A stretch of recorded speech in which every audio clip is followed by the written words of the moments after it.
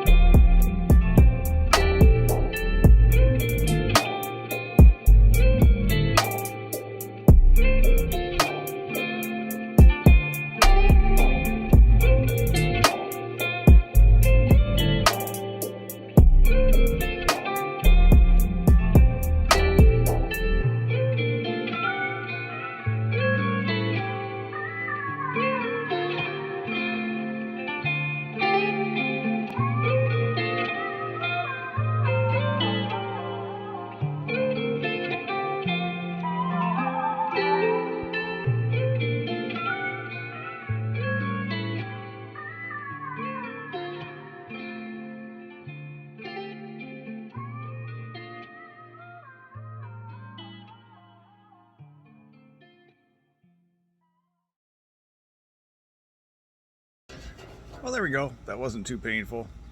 No matter if it's 1,300 square feet or 3,800 square feet, and I try to keep these videos short.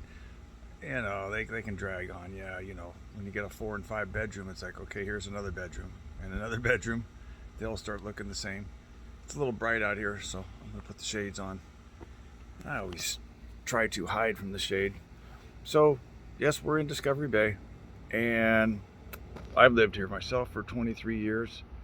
You can get this property whether you're just starting out, looking to downsize, don't need a really big place. It's 2-bedroom, 2-bath, 1,300 square feet, for